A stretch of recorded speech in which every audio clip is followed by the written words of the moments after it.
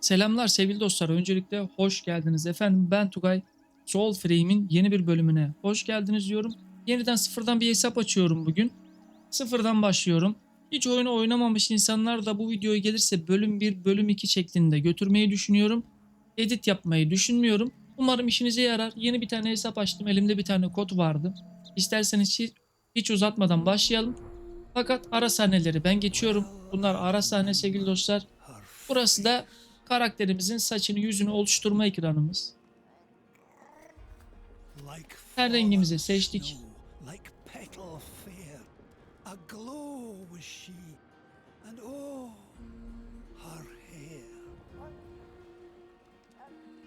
Yani bazı insanlar şunu diyor. Ben oyunla ilgili hiçbir şey anlamadım. Neyi anlamadınız ben çok merak ediyorum. Şu an oyuna yeni başladım. Karakterimi oluşturuyorum. Zaten oyun Türkçe ve Türkçe altyazı seçeneklerine sahip. Saçının rengini de oluşturduk.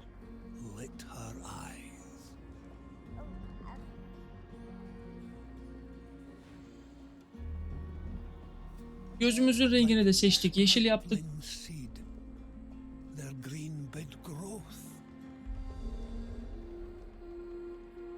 Last love she saw was you. I know. Love last it was that sent you so.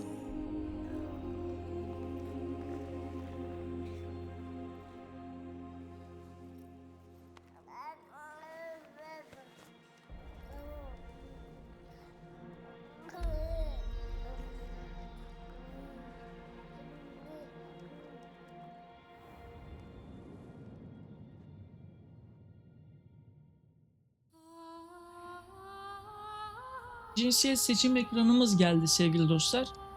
Ben hakikaten merak ettim. Hiç anlaşılabilir değil mi yani? Onu merak ettim. Ben tabii ki de kadın seçiyorum. Onayla diyorum.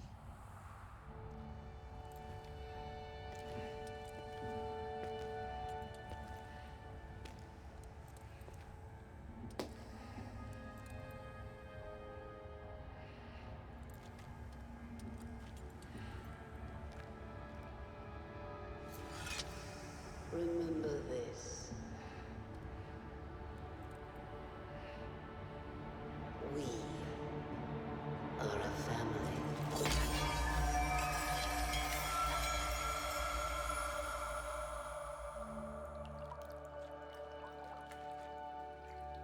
Beyond the pale of Odin's sky live verdant fields of rain and wild,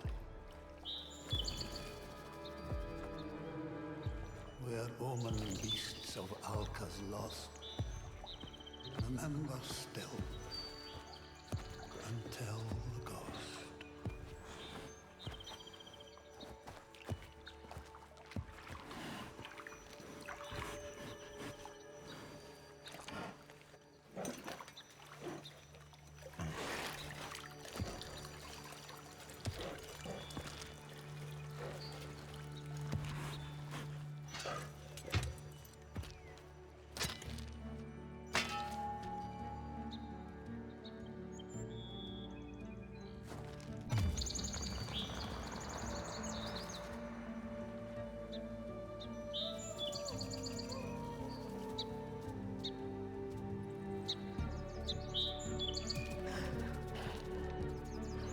So listen well,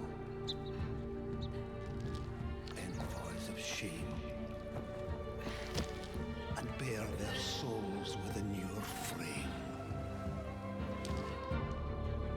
Find your spirit, your grace renewed,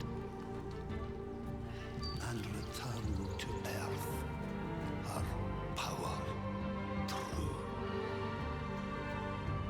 Evet sevgili dostlar, bizde de böyle başlıyordu zaten oyun. Burada ilk yapmamız gereken şey ayarlara bakmak.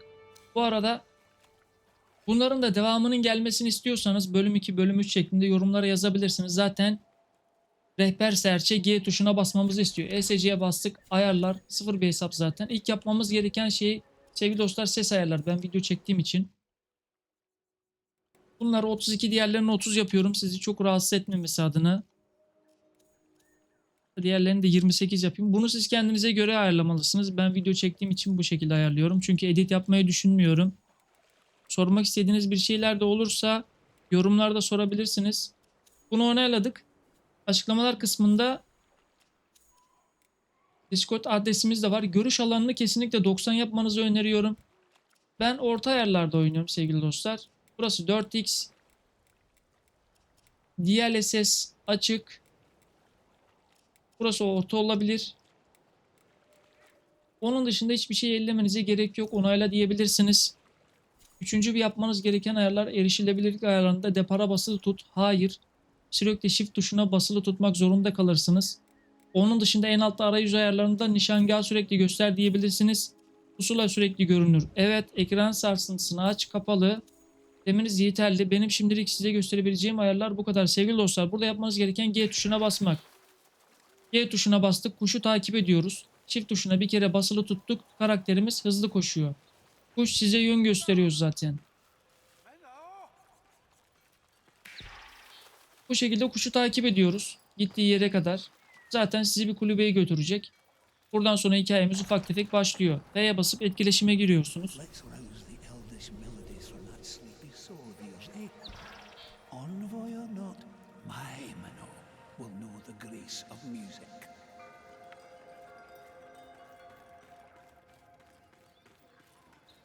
İçeriği biraz aradık. Bak diyor ki Q tuşuna basılı tut. Q tuşuna basılı tuttuk. Önümüzde bir şey parlıyor. Fark ediyor musun? Masanın üzerinde. F tuşuna bastık. Müzik çalmamızı istiyor. Yanan tuşlara basmanız gerekiyor. Klavyeden. Yani anlaşılabilir olmayan neymiş? Ben hakikaten merak ettim.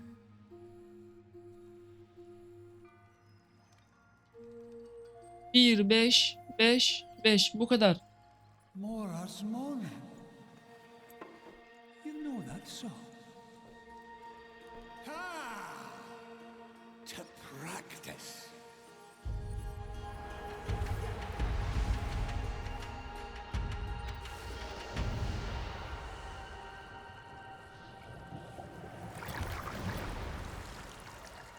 Burası gece kampınız. Burayı tanıtıyor zaten. Bundan sonra karakterinizi seçiyorsunuz.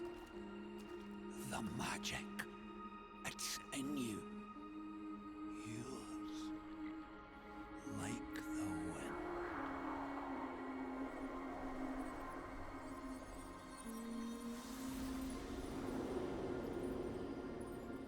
Like your blood, ancient as your wine. Evet, karakter seçme ekranımız burası. Şimdi sevgili dostlar, oynayabileceğiniz kompozisyonlar 3 tane. 3 tane kompozisyona göre silah seçersiniz. Mesela şöyle göstereyim. Tıkladığımız zaman cesaret. Ama buraları sen okumalısın. Ben sana okumamalıyım. Yani kullanabileceğin özellikler sağda da kullanabileceğin, bak kılıç gösteriyor. Vulgar. İlk başta bununla başlıyorsun. Cesaret seçersen kılıç, kılıç kalkan, kısa kılıç, uzun kılıç gibi entegrasyonları, silahları kullanırsın. Eğer ruh seçersen asa gibi, bak sağda görürsün, asaya benzer bütün silahları kullanırsın. Yani büyücü tarzında bir şey olursun. Kendine can da basabilirsin. Bu aitle başlarsan. Eğer zerafet seçersen yay ve arbelet tarzındaki bütün silahları kullanabilirsin sevgili dostlar. Farklı silahlar da var kolumuza takıp büyücü gibi olabildiğimiz. Onları da kullanabiliyorsunuz bir nebze. Bunlar tamamen size kalmıştır. Bunları siz okumalısınız. Ben size anlatmamalıyım. Zaten Türkçe. Ben genelde cesaret oynuyorum ama ruh seçeceğim bu sefer. Shaman of Iridium. Çünkü hiç oynamadıysanız Oskel'de yani ruh seçmenizi öneririm. Niye? Burada mürver çiçeği vardır. Mürver çiçeğini yere attığınızda size ve takım arkadaşınıza sürekli can basar. Hiç oyunu oynamadıysanız pot basmaktan ziyade yere atarsınız çiçeğinizi. 10 kişi de üzerinize gelse ölmezsiniz. Ne diyelim sevgili dostlar, burada skilllerinizi deneyebiliyorsunuz. Beğenmediyseniz de değiştirirsiniz. Önce bunları düz vuruşta öldürün. Bildiğiniz büyücü gibi oluyorsunuz. Bence ruh seçmeniz daha iyi olabilir sizin için. İkinci turda skilllerinizi deneyin. Zaten 1, 2, 3. Birinci skilliniz hepsini dondurur. İkinci skill şu attığınız bütün hep canınızı doldurur. Yerden gidene kadar hiçbir şekilde canınız düşmez. Üçüncü skilliniz kuşları çıkarır. Size hiçbir şekilde yaklaşamazlar. Hiç oyunu oynamadıysanız bence ruh başlamanız benim nacizane tavsiyemdir.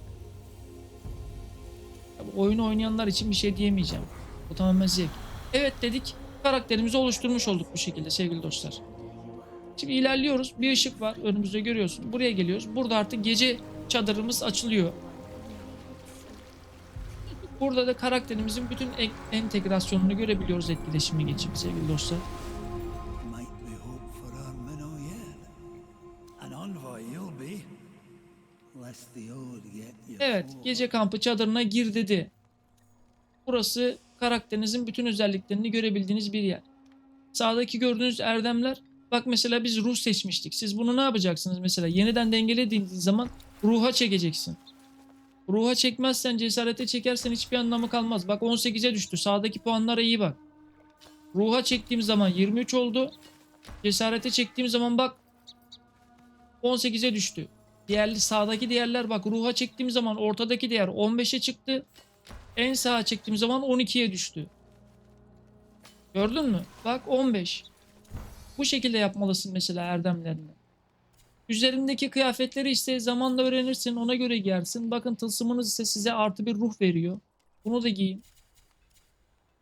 Onun dışında seçtiğimiz ahit, silahımız, hepsi de bu şekilde. Tamamdır. Artık çıkabilirsin. Ne diyor? Alkaya dönmek için tab tuşuna bas. Basılı tut tab tuşuna. Döndün. Buradan devam ediyorsun. Ne yapman gerekiyor? G'ye basmıştın. Kuşu takip etmiştin. Tekrar G'ye basıp kuşu takip etmek. Ve bu videoda edit olmayacak sevgili dostum. Haberin olsun. Tekrar buradan G'ye bastın. Haritaya çıktın. Kuşu takip edersin. Çünkü eskiden bunlar yoktu. Biz bu kuşa bastığımız zaman yerinde hareket ediyordu.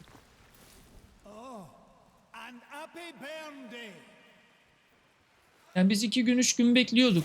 Evet, düşmanları öldürebiliriz. Bak mesela canım gitti. İkinci skillimi attım. Canım full oldu. Hiç oynamadıysam bak vuruyor bana. Canım gidiyor mu? Hiçbir şekilde gitmez. Hemen geri dolar. Görüyor musun? Bak karşıda. Yani bu başlama senin için iyi olur. Hiç oyunu oynamadıysan. Bak mesela karakterinin etrafında kırmızı bir şey çıktı bak. Kırmızı, mavi, yeşil çıkar bu şekilde. Q tuşuna basılı tutup mouse'un sol tuşuna basarsanız bu gazap çekmektir.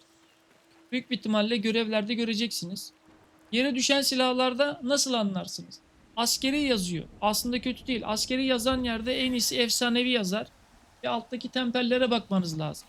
Parlıyorsa mutlaka alın. Ama ben bunu almıyorum. Kırıyorum F tuşuna basılı tutarak. Onun da bilgisini vermiş olayım. G'ye bastık, devam edelim. Bak solda göreviniz açıldı. Büyük baba gitti. Büyük babayı bulmanızı istiyor sevgili dostlar. Büyük babanın da yerini size göstereyim. Şu karşıdaki uzun bir kule var. Görüyor musunuz? Orada. Ağaçları nasıl açıyorsunuz? Ağaçların yanına geldiğinizde işte F'ye basıyorsunuz. Mızrak gibi bir şey var. Çektiğinizde o bölge tamamen açılmış oluyor. Ben animasyonları geçiyorum bu arada. O size kalmış. Bu bölgeyi açtınız. Bütün bölgelerde öyle açılıyor.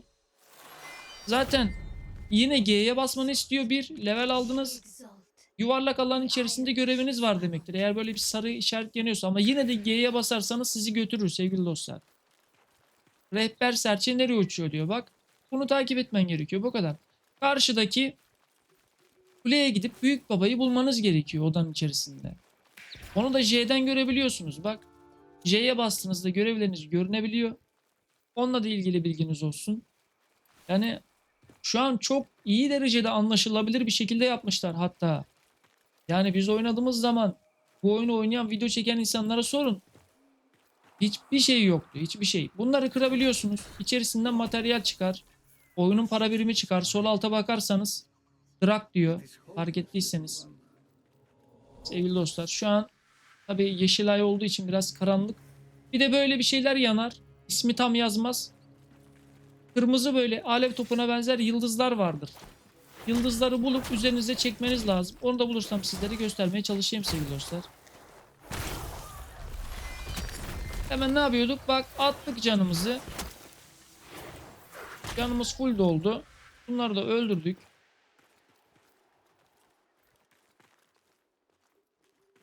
Kırmızı alev topunu, yıldızını dediğimiz olayı sana bulursam göstermeye çalışayım.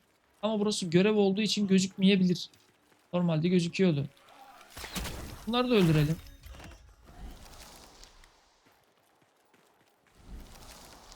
Onu olmadı görevden sonra. sizlere göstereyim. Aşağıda genelde kutular olur ama onu da gösterebilirsem. Şu an yok. Evet, görevde olduğumuz için olmayabilir. İçeriye giriyoruz. Buradan dolanalım. İçeriye girelim sevgili dostum. İçeriye girdikten sonra buradaki kapı, hatta şöyle bak, diyor ki Q tuşuna basılı tut. Q tuşuna basılı tuttuğunda bak karşıdaki kapı parlıyor. Görebiliyor musun? Bak.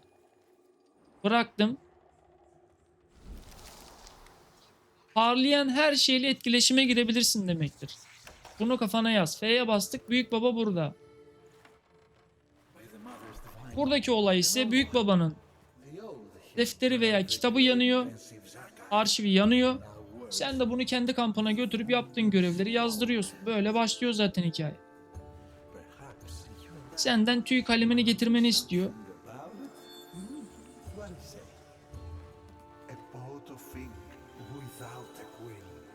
Return it to me, envoy, and the contract we shall sign. Evet, yine J'ye basıp bakabilirsin. Bak burada diyor ki düşünürün kulesine musallat olan kişiyi bulduk. Hayaletin tüy kalemi nerede diyor. Burada yapman gereken nedir? Y tuşuna basmak. Ve kuşu takip etmek. Başka hiçbir şey yapmana gerek yok.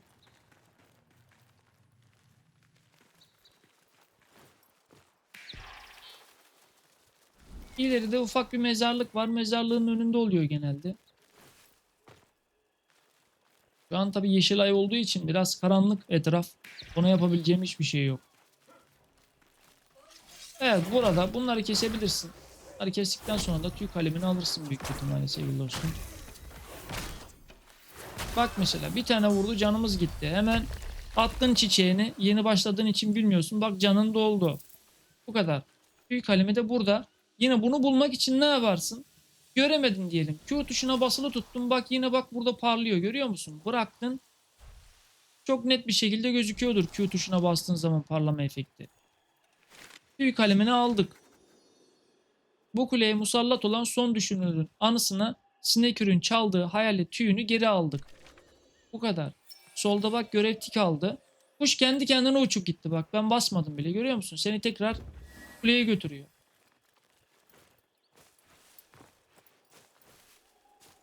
Zaten öğretici. Eskiden böyle bir şey yoktu. Biz hepsini kendimiz yapmıştık. Kendimiz bulmuştuk. Oynayan herkes bunu bilir.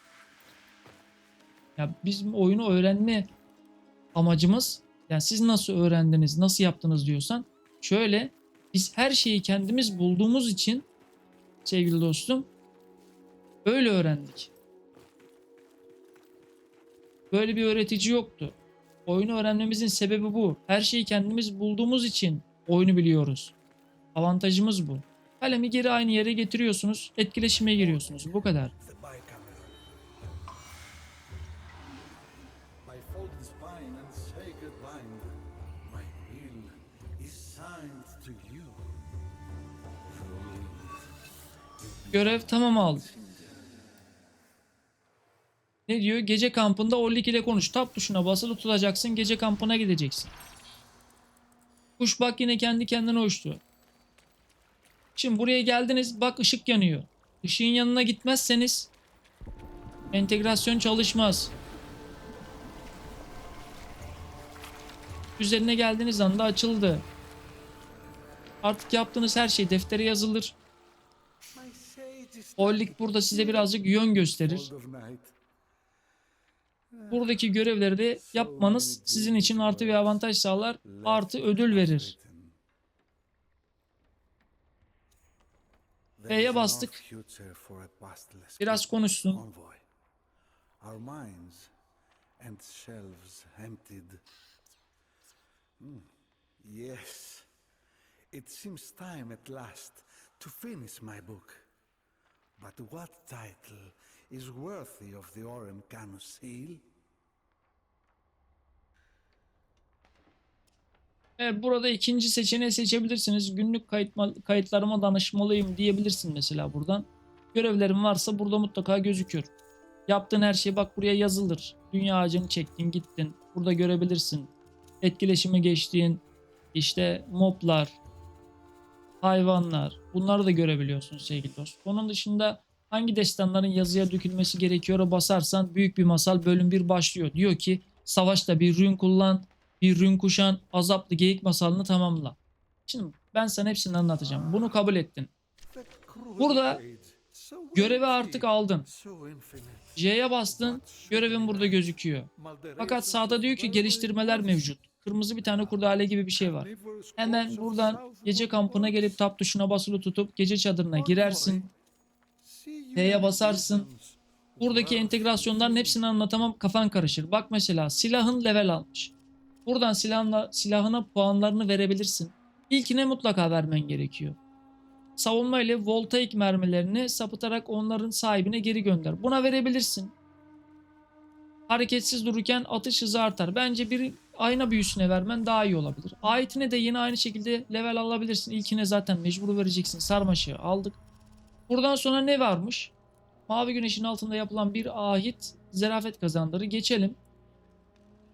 Suyun üstü içinde savaşa girersen skill'lerin daha hızlı şarj olur diyor. Ahit sayesinde sendelemeye karşı savunman artar. Bence alınabilir. Şu neymiş? Bence bahar havuzu da alınabilir. Şimdilik bu yeni başladıysanız size yeterli olur. Ondan sonra tab tuşuna basılı tutarsınız. Azaplı geyik nedir? Azaplı geyik de Lady Deora'nın arkasında şimdi gözükecek. Onunla da birazdan boss fight atacaksınız. Azaplı geyik geldi. Siz de hikaye akışı oyuna başladığınızda böyle ilerlemiyor muydu? Ben bunu anlamadım yani. Azaplı geyik burada. Tamam, entegrasyonlar çok iyi çalışıyor. Ben yani tebrik ediyorum. Bu gayet de anlaşılabilir. Atladık. Şimdi J'ye bastık. Halen bak görevlerimiz burada. Bir rün kuşan. Önce şunu da söylemeyi unuttum. Gece kampı içerisinde eğer rününüz varsa, üzerinize bir rün düştüyse silahınızın yanında bakın şöyle bir küçük yuvarlak var. Efsunlar yazıyor. Tıkladık. Ortadaki yuvarlak rün bölümü. Üzerimizde rün yok bak, rünler yazıyor. Diğer yuvarlaklar ise totemler. Biri mavi, biri de kahverengi olur. Zaten alt bar kahverengi, üst bar da mavi, fark ettiğiniz gibi. Onları da size anlatırım. Şimdi çıktık tekrar. Hiçbir şey yine bilmiyoruz. Yönümüzü bilmiyoruz. G tuşuna bastık. Kuş bizi götürüyor. Bak solda görev açıldı. Kuşu takip ediyorsun. Serçe nereye uçuyor diyor. Sen de onunla birlikte gidersin sevgili dostum. Kuşu takip edersin sürekli bu şekilde. Seni mutlaka bir kampa, bir yere, görevin entegrasyonunun olduğu yere götürecektir. Eğer hiç oyunu bilmiyorsan, ama bunlar bilmeyenler için. Zaten biliyorsan bunu izleme bile. Gerek yok. Sürekli bak o lig geldi mesela. Tamam, doğru yoldasın demektir yani. Entegrasyonlar çalışıyor demektir. Anlatabildim mi? Bunları kırabilirsin vurup da. Sana materyal verir. Bu şekilde patlatabilirsin. Buraları temizle. Bak gördüklerini temizle. Ne kadar XP, ne kadar ait deneyimi. Bak mesela askeri düştü. 3 tane özelliği var. Ama çok da iyi özellikleri yok. Parlayan ve ona benzer özellikleri yok. Buranın altına zindana gireceğiz. Ama bunu da kıralım. Ben almak istemiyorum. Şimdi buraya geldiniz. Burada ilk yapmanız gereken bak Q'ya basılı tutup bunu kırmak. Bununla entegrasyona gireceğiz. Ama şimdi bir ne diyordu? Rune kuşan değil mi? Rune kullan. Tamam. Buradaki kutuları açarsanız, aşağıdaki kutuları açarsanız mutlaka üzerinize bir rün düşecektir. Haberiniz olsun sevgili dostlar. Evet, şimdi bunu kıracaksınız vurup Avakot'la etkileşime geçeceksiniz. Avakot biraz konuşacak. Buna biraz drak ödemenizi tavsiye ederim. İpuçlarını almak için. Bak canavarlaşmış geyiği arıyorsun diyor. Evet, biz azaplı geyiği arıyoruz. Neler biliyorsun bakalım dedik. Just how it lives in a secrecy glade hidden by ancient magics and how to find said secrecy glade and disenchant said ancient magic. Few drugs and Birkaç drak verirsen detayları paylaşalım. Tamam, verelim. Hemen 80 drak ödeyelim. Hiçbir şey değil. Bir kutudan 130 drak çıkabiliyor zaten. Damn. I thought that was gonna be a good one, that was. Your problem is from the ground. The glade's all puckered up. You need the right totem to tickle it open. Lucky for you, I've got one stashed down in Dermak. Simple as you go down Dermak there dediği yer and fetching neresi? it. Dermaklar yer altında bulunan zindanlar. Yeraltı zindan. Tamam, hoşça kal Is diyebilirsiniz this? buradan artık. Size bir One of hediye those verecek. talky old things on the patch. My treat. Evet. Bir entegrasyon tamamlandı. Kuyunun altını kontrol et diyor. Kuyunun altı sevgili dostlar. Buradan bir yerden bir girişi vardı onun.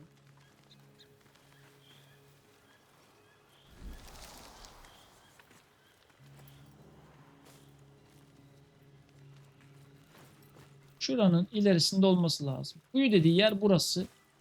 Buradan aşağıya atlayın. Buradan içeriye yerin altına girin sevgili dostlar. Dermak yeraltı şehir. Yani yeraltı zindanları diyeyim size. Buradaki entegrasyonları tamamlarsınız. Mobları öldürürsünüz. Level kasarsınız. Görmüş olursunuz. Kutuları mutlaka açın. İçerisinden mutlaka size rune düşecektir. Bak, kuyunun altını kontrol et. Görev tamamlandı. Totemi geri al diyor. Tamam. Buranın içerisinde Q tuşuna da basılı tutup gezerseniz muhtemelen kutular vardır. Bazen olabiliyor, bazen olmayabiliyor. Yine bunları kırabilirsiniz. Bunları kırarsanız sürekli materyal toplarsınız. Yine tekrar edeyim. Sola bakarsan görebilirsin. Bu tarafa bakalım, bir kutumuz var mı? Bak, burada kutumuz var. Bunu açalım. Yine materyallerinizi alırsınız. Craft sistemi açıldığında çoğunlukla size lazım olacaktır. Evet, entegrasyonları hiç bulamazsanız G tuşuna basarsınız. Kuş sizi götürür sevgili dostlar. Haberiniz olsun. Totemi geri almamızı istiyor. Bir entegrasyonumuz bu. Evet, Orlik de bak buraya geldi. Doğru çalışıyor demektir. Bunları açmanız niye önemli? Bir yerden bir uçtan bir ucuna geçebilirsiniz F tuşuna basılı tutup. Aynı zamanda ölürseniz geri burada doğarsınız. Haberiniz olsun. Burada da bir şey yok. Burada size silah fırlatmayı falan gösteriyor. Hele kılıç kullanıyorsanız. Bak, diyor ki orta tuşa basılı tut. Biz asa kullandığımız için bu asada orta tuşa basılı tutarsanız ağır saldırı. Ama Q tuşuna basıp orta tuşa basarsanız kılıcı fırlatır. Sol tuşa basarsanız kılıcı fırlatır gibi.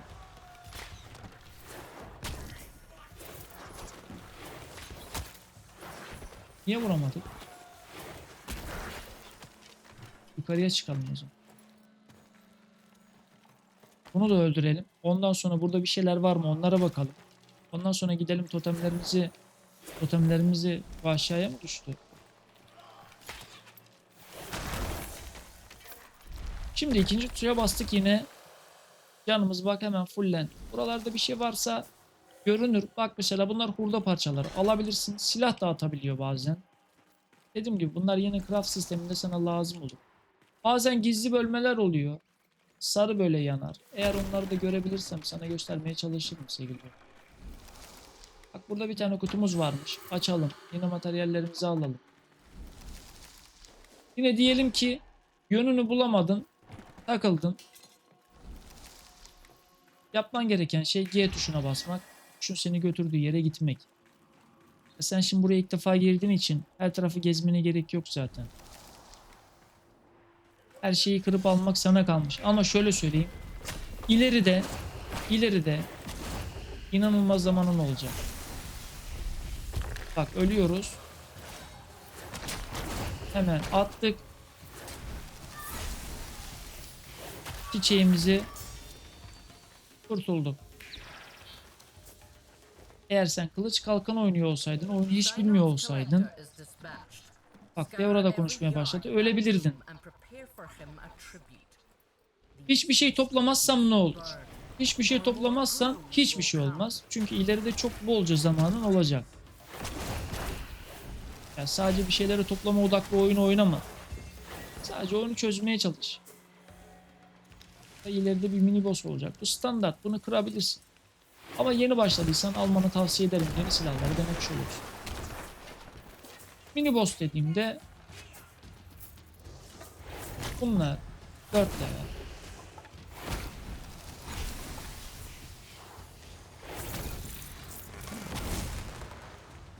Öldürelim. Şu an tabi levelimiz düşük olduğu için az vuruyor karakterimiz. Burada yapman gereken Avakot var burada. Avakot'la konuşmak.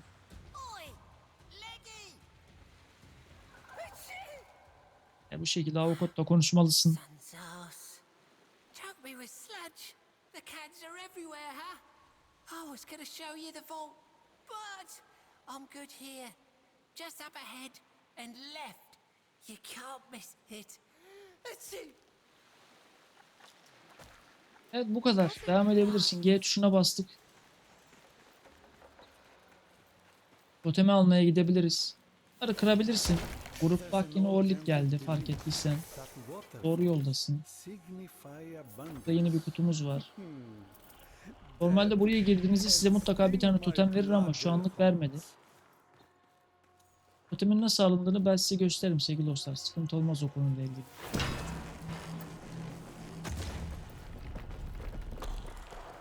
Ben buranın biraz ilerisinde. Önce totemi alalım ki sana diğerlerini göstereyim. Burada da bir kutumuz var. Bunu alalım. Totem burada. F'ye basıp toteminizi alın. G'ye basıp gelirseniz sürekli alırsınız totemi. Yani sizi direkt toteme getirir. Kuş. Bak görev tamamlandı. Orlik de geldi. Ve Q tuşuna basılı tutun bir herhangi bir şey var mı? Gerçi kutuyu almıştık ama gidebiliriz. Ne diyor? Serçe nereye uçuyor diyor. Yine serçeye basmanı istiyor. Gidebilirsin artık. Burada bir entegrasyon var. Onu size göstereceğim. Şimdi sevgili dostlar. Burada bir tane atanın ruhu oluyor. Bak diyor ki Q tuşuna basılı tut. Gezgin ruhları ortaya çıkar. Bağ kurmak için mouse'un sol tuşuna bas. Bak burada geldi gördün mü? Q tuşuna basılı tut. Mouse'un sol tuşuna bas. Etkileşime geçtim. Ne oldu bak? İkinci skillimizin yanında 4 tane sarı bar geldi. Bu ne demek? Sevgili dostum. Bu artık senin bir rünün var demek. Yani bu zindandan çıkışta da sana rünü verecek demek. Sen diyorsun ki rün nerede? Sen entegrasyonları takip etmiyorsun ki. Şimdi bak rün nasıl kullanılır? Q tuşuna basılı tuttun. Mouse'un sol tuşuna bastın. Kullandın. Sarı bar gitti. Fark ettin mi? Şimdi bu çıkan mavi yeşilleri nasıl çekersiniz? Ben size standart tuş ayarını söyleyeyim. Bak mavi, yeşil, kırmızı. Q tuşuna bastın. Mouse'un sol tuşuyla çektin. Bar doldu altta. Gördün mü? Sarı bar. Artık Q tuşuna bastın. Mouse'un orta tuşuyla da rününü kullandın. Bar gitti. Bu kadar. Bunlar standart ayar. Tuş ayarlamasını ise ayarlardan buraya özelleştirip onu sen kendi kafana göre ayarlarsın. Ben ona karışmam. Ben sana standart ayarını söylüyorum. Artık gidebiliriz. Benim burada işim kalmadı. Şimdi diyor ki Midgard semalarına inelim. Tamam, şuradan yukarıya çıkınca büyük bir ihtimalle çıkış yolunu bulabiliriz. Sevgili dostlar. Artık bunları toplayıp toplamamak, kırmamak şunları yani sana kalmış. Bana soruyorsan bak gazap çıktı. Q tuşuna basılı tuttun. Sol tuşla çektin. Q tuşuna basılı tuttun. Mouse'un orta tuşu. Kullandı rününü. Yine çektim bunu. Rünün yine doldu. Bunları bana soruyorsan ya şöyle vurup da değil de yuvarlanarak daha rahat kırarsın bu şekilde. Bunlara vurduğunda daha rahat kırarsın. Ama dediğim gibi şunları toplayıp toplamamak tamamen sana kalmış. İçeride de bir tane bir şey olacaktı ya burada. Kesebileceğimiz kutu mutu. Alalım. Buradan çıkınca moblar oluyordu. Evet. Atalım çiçeğimizi de. Rune'un nasıl kullanabileceğini bak yine çıktı Q tuşunda. Mouse'un sol tuşuyla çektiğin Q tuşuna basın. Orta tikle hemen kullandın bro. Buradan çıktın. Ya bu kadar basit neyi anlaşılabilir değilmiş. Ben bunu anlamadım. Bak çektin hemen. Vurdun.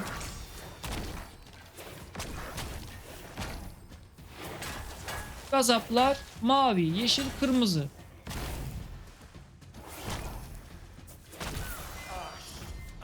Levellerimizi de aldık buram. Bak mavi çıktı. Q tuşuna bastım. Mouse'un sol tuşu çektin. Onlar da damage veriyor. Öldü. Bu da standart. Çıkabiliriz. Artık buradan çıkabiliriz. Buradan çıkışta size ne veriyor?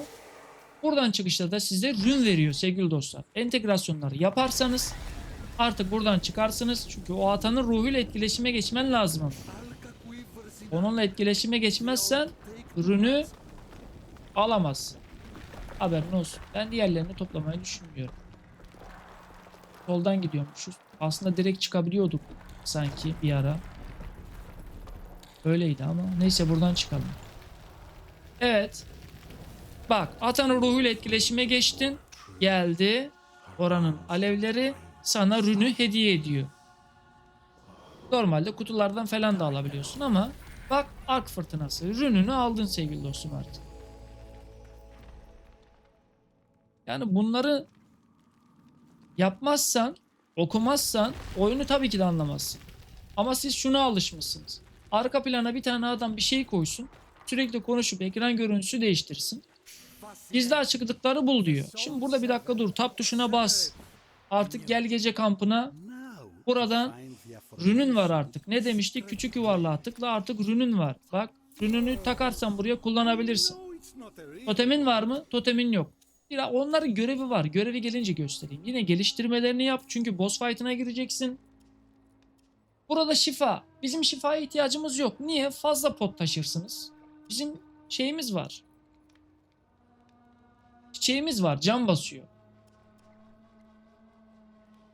Yeşil ayın altında yapılan bir ahit ruh kazandırır. Bu alınabilir. Sarmaşığı almak istiyorum ama ben. Buradan da silahım level almış. Buna bakmak istiyorum. Topraklaşmış. Hareketsiz dururken gerek yok. Mükemmel kaçınmadan sonra diyor. Tam şarjda ağır saldırılar sersemletme etkisi yaratır. Tabii ki de. Orta tuşa basılı tutup attığımız zaman. Tamam. Şimdi diyor ki gizli açıklıkları bul. Gizli açıklıklar da G'ye basınca zaten götürüyor seni ama ileri de sevgili dostlarım. Onları da göstereyim. Artık biraz daha güçlendim. Bak 5 levellere 3 tane vuruyorsun. Bunun da devamını gelmesini istiyorsanız tekrar edeyim. Yorumlarda belirtin, yapalım. Şimdi sevgili dostlar. Yine yönünüzü bulamazsanız G'ye basacaksınız. Kuşu takip edeceksiniz. Buradan dümdüz gidiyorsunuz. Gizli açıklıklar ileride. Sizlere göstermeye çalışayım. Bak çıktı. Gökyüzünden iniyor. Görüyor musunuz şu an? Karşıda. Gizli açıklıklar orada. Kuş bug'a mı girdi? Yön göstermiyor mu? Dimdirek o aşağıya inen ne diyeyim? Uzay gemisi gibi olan entegrasyonun oraya gitmen gerekiyor. Bu kadar. Giderken tabi bunları topla. Bana soruyorsan. Bunları topla. Sana materyal olur. Tabi bolca zamanın olacak. Ama yine de toplamanı tavsiye ederim yani. Lady Deora konuşmaya başladı. Azametli geyikle Lady Deora'yı görmüştün zaten. Bak Rune'ün var. Q tuşuna basılı tuttun. Orta tuş tak kullandın. Üçüncü skill'in açıldı. Atabiliyorsun artık. Bak canın gitti. Attın çiçeğini, canın full oldu. Çünkü sen oyuna yeni başladın. Bilmiyorsun. Buraya geldin, bunları toplamalısın. Bak sana silah attı. Standart. Ben kırıyorum. Sen alabilirsin tabii ki de yine. Bak bu kutulardan da rune düşebiliyor. Şans. Sana parıltan attı. Bunları da silahlarınıza basabiliyorsunuz ama bunları zamanla göstereyim. Hepsini tek videoda göstermem imkansız. Gizli açıklıklar bahsettiğim gibi gökyüzünden düşen uzay gemisi gibi olan yere gitmeniz diyeyim. Oraya gidip müzik çalacaksınız. Ondan sonra içeriye gireceksiniz. Geyik puzzle'ı var. Geyik puzzle'ını yapacağız. Ondan sonra boss fight'ımızı yapacağız. Bu videoyu bitireceğiz. Sevgili dostlar, bölüm bölümde ayıracağım. Devamının da gelmesini istiyorsanız yorumlara yazarsınız. Bölüm 2, bölüm 3 yaparım. Bildiklerimi bu şekilde de sana anlata oynatırım. Öğretirim yani. Şurada şunu yapacaksın, burada bunu yapacaksın gibi. Bak. F'ye bastın. Bahsettiğim yere geldin. 4-5-1, 4-5-1. Müziği çaldın. Lady Deora'nın küçüklüğüyle karşılaştın sonra sevgili dostum.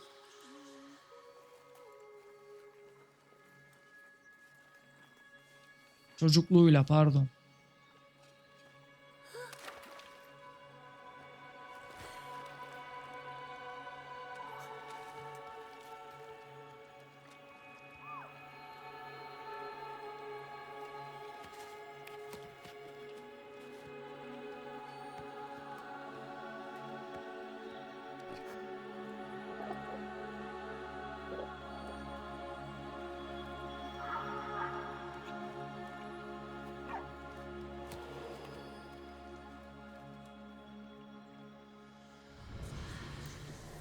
Evet bak görev tamamladın. Ne diyor? Azap içindeki canavarı kurtar. G'ye bastın. Aşağıdan zindana ineceksin. Bir şeyleri toplayıp toplamamak tamamen sana kalmış. Bak Q tuşuna basılı tut. Sol tuşa bas diyor. Aslında onlar da bir nevi sana öğretiyor gazap çekmeyi falan. Bak yeşil çıktı bu sefer. Q tuşuna basılı tuttun. Bak yukarıda yazıyor mouse'un sol tuşu. Çektin. Rune'ün doldu. Burada bir şeyler varsa toplayabilirsin. Tamamen sana kalmış. Bak yine bir silah attı. Standart. Kralım. Temperi bile yok.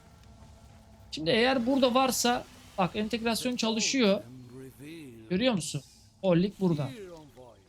Şimdi varsa sana kırmızı dediğim alevli şeyi de göstereyim. Şurada bir not olur. Bunu okuyup okumamak sana kalmış.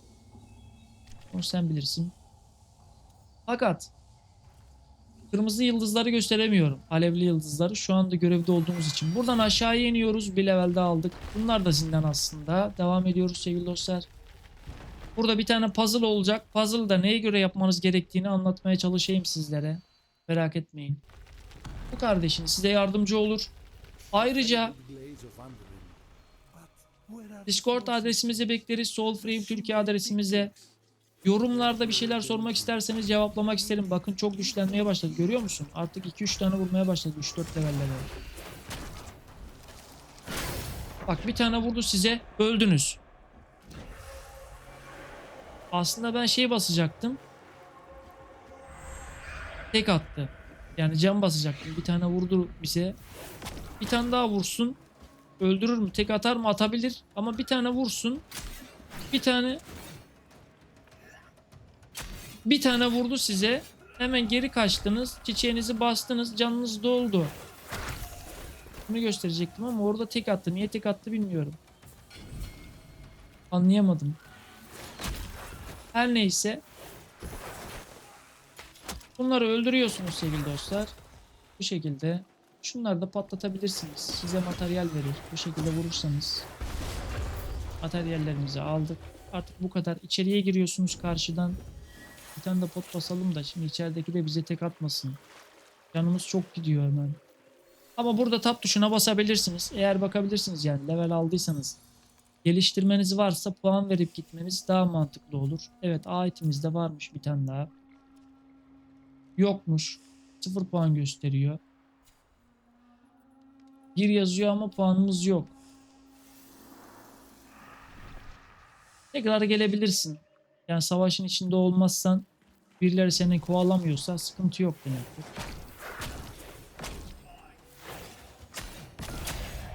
Bak yine tek atıyordu.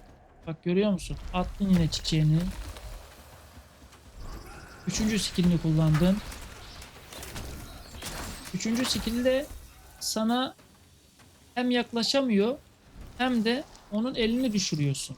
Yani savunmasını düşürüyorsun. Kuşlar onun savunmasını düşürüyor. Bunları da patlatabilirsin ama bir şey vermiyor. Soldan gidiyorduk sanırım. Evet. Soldan gidiyoruz sevgili dostum. Burada ufak bir puzzle var. Geyik puzzle'ı dedikleri puzzle var. Şimdi bunu neye göre yaparsınız? Şöyle. Bunun arkasında da boss fight var. Bundan sonra bitireceğiz zaten. Şimdi bakın. Geyikler burada yönü belirlemezseniz oradaki kapı açılmaz. Peki biz bunu neye göre belirliyoruz? Duvarda bu geyiklerin yansımaları var. Q tuşuna basılı tuttunuz. Bakın. Buradaki geyik yani şöyle göstereyim. Sağ tarafa doğru bakıyor. Geyik sol tarafa doğru bakıyor. Duvardaki sağ, geyik sol. Fark ettin mi? Bu geyiği sağ tarafa doğru döndürürsen şu an aynı yere bakıyorlar. Fark ettin mi? Karşıdaki duvardaki geyiğin yansıması ise buna göre oturduğun PC'ye göre sol tarafa bakıyor. Yani şu şekilde bakıyor sevgili dost. Fark ettin mi? Buradaki ise sevgili dostlar bize doğru bakıyor. Yani karşıya doğru bakıyor. Bu da karşıya doğru bakacak sevgili dostum. Bu şekilde. Hatta şöyle göstereyim. Bak. Bu ise sevgili dostlar sol tarafa doğru bakıyor. Yani şu şekilde bakıyor. Ondan sonra Q tuşuna bastığınızda kapınız artık açılacaktır sevgili dostum. Bu kadar basit. Görebilirsin. Bu kadar basit. Ya bunun nesini anlamadınız ben anlamıyorum ki. Tamam bizler de anlamıyorduk ama biz kendimiz çözmüştük. Öğreticileri bile yoktu bu oyunu biz oynarken. En azından biz size bir şeyleri gösteriyoruz. Siz ona rağmen biz öğrenemiyoruz falan diyorsunuz ya, ben deli oluyorum. Azaplı geyik buradadır sevgili dostlar.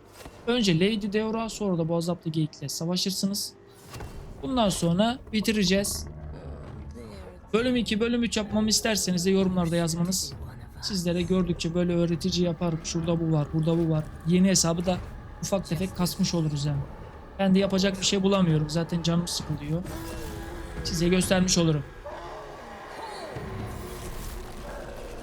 You seek a pact with these wretched beasts?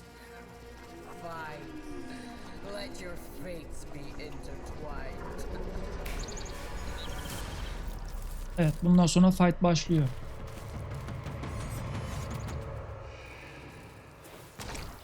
You defy us. Yet no child. Bence önce kuşumuzu atarız. Canımız çok düşmedi ya zaman. Şey yapmayız. Şimdi altta bir sarı bar var. Fark ettiniz mi?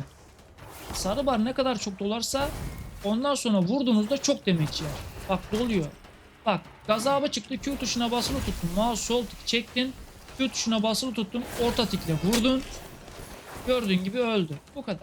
D tuşuna bastın bitti. What are you doing? Bundan sonra da azaplı geyik savaşı var.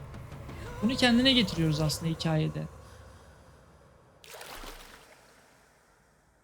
Tabii onu da anlaman için altyazıları okuman gerekiyor. Müzik çalacağız burada. Ben sana okumadım altyazıları. Çok uzun sürer. Onlara senin bakman lazım.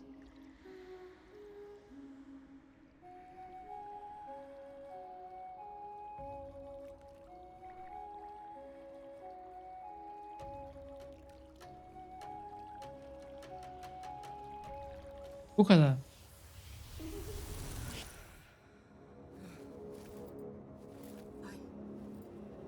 I know this.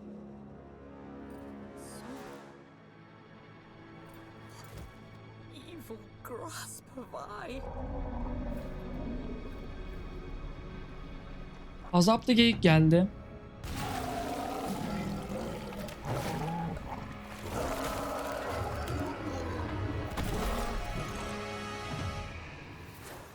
Evet, şimdi azaplı geyikle fight'a girebilirsiniz.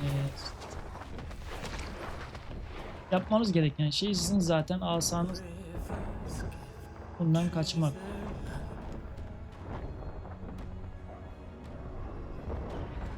Kuşunuzu atmak. Bak altta sarı bar doluyor. Fark ediyor musun? Kırmızının altında sarı bar. İyice dolduğunda ondan sonra vurursanız çok yüksek damage yiyor. Ama bırakırsanız tabi vurmayı, bıraktığımızda vurmayı, yani kaçırdığımızda o bar dolmuyor. Gemizi attık.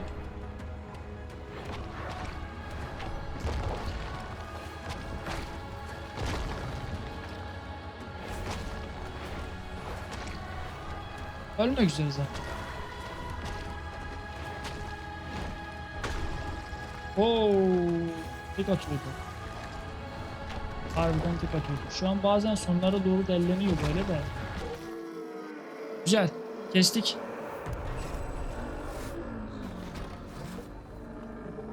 Birinci bölüm zaten bu kadardı. Bundan sonra bir konuşmalar var. Ondan sonra da kapanışı yaparız sevgili dostum.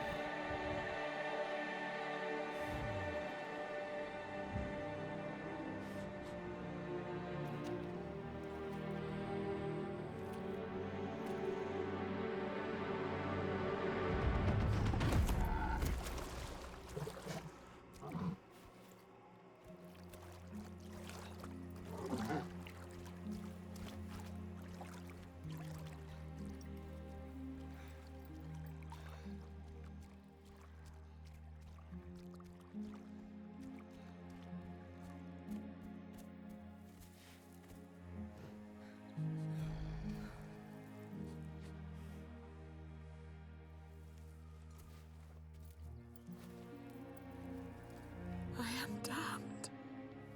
Eternal.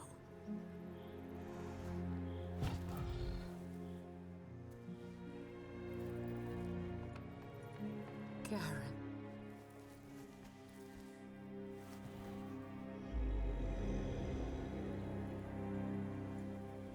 Thank you.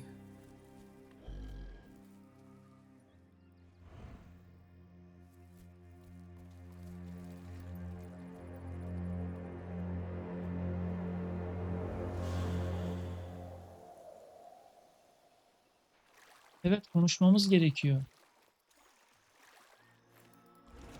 You. I do not know you.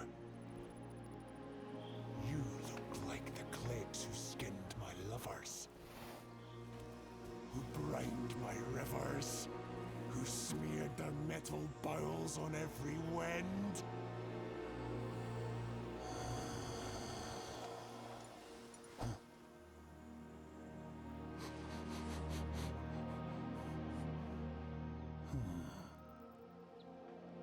Yet you bear the ancient scent of kin. Can it be you are an envoy the Empress spoke of? Yes? Yes. I am Garen Rood, Stag of the Anduran Glades, Omen Ward of the Dendrid Herds.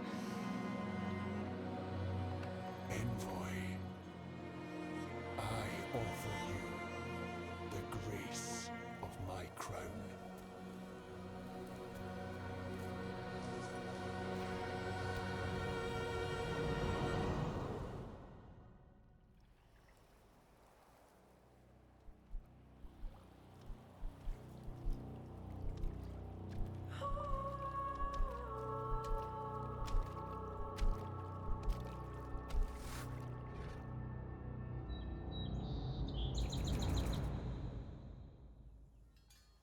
Evet, vizyonlarımızı da aldık sevgili dostlar. Buradan çıkmanız gerekiyor. Midgard'a dön diyor.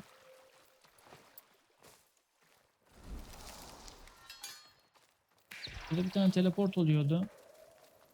Bu tarafta mıymış? Olabilir.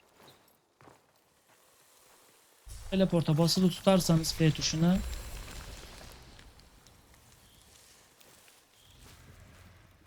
buradan tekrar çıkabilirsiniz sevgili dostlar. Zaten burada bitireceğiz. Gece çadırımıza gidelim. Kampımıza yani. Eğer burada varsa size alevli yıldızı da göstermeye çalışayım. Yukarıda. Ya şimdi görevlerde olduğumuz için bazen olmayabiliyor biliyor musunuz? Burada moblar var mı? Moblar olabiliyor. Ne diyor? Serçenin gittiği yeri takip etmeni istiyor. Anladım.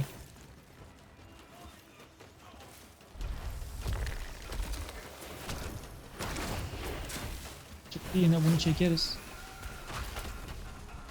Ölüyorum. Canımı doldurmam lazım. Bitmiş.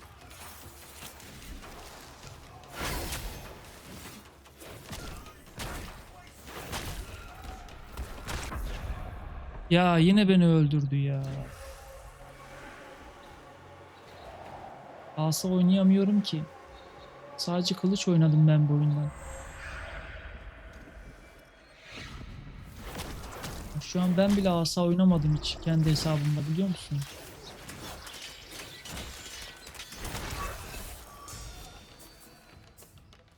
Varsa sana göstereyim bakalım. Evet. Burada mı? Yok. Bak buraya geliyoruz, yanıyor ama şu anlık alevli yıldızı gösteremiyorum sana. Göremiyorum çünkü alevli yıldızı. Normalde çıkması lazım buranın etrafında. Buralarda olabiliyor. Buranın önünde oluyor böyle. Şuralarda. Göremedim ki göstereyim. Notu okumuştuk zaten.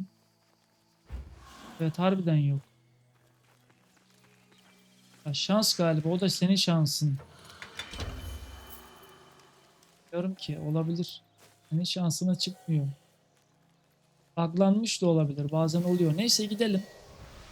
Artık buraya kadar da izlediysen çok teşekkür ederim. Devamını yapar mıyız? Bölüm 2, bölüm 3 gider miyiz bilmiyorum. J'ye basalım, ne diyor? Bak, bir rün kuşandık. Azaplı geyik masalını tamamladık. Savaşta bir rün kullandık. Gece kampındaki Orlik'e geri dön. Bu görevi verirsen sana ödül verecek sevgili dostlar. Geldin, Boy, welcome baktın, back. büyük masal. Teslim et dedin. Bu kadar. What is an envoy? Vizyonu da aldım. Bunu da craft açılınca üretebileceksin. Herald, but Devamı var mı? Devamı var ama bir sonraki videoda yaparız an diye ancient tahmin place, ediyorum. where all Alka's children Bakalım, belki de yapmam. are kin. En azından yeni başlayanlar sadece bunu izleyip oyunun mantığını To call it. anlayabilir, kavrayabilir diye tahmin ediyorum. Ne diyor? Kurumuş dünya ağacından mızrakları çıkar, düşmanlara karşı tüketen gazap gerçekleştir. Gazabı öğrendin. Q tuşuna basılı tutup mouse'un. Sol tuşu Now, ürünü kullanmak ise Q tuşuna basılı tutup mouse'un orta tuşu yani yuvarlak tuşuna basmak. Kendine çok iyi bak sevgili dostum. Bir sonraki videolarda görüşmek üzere. let us Hoşça kal. study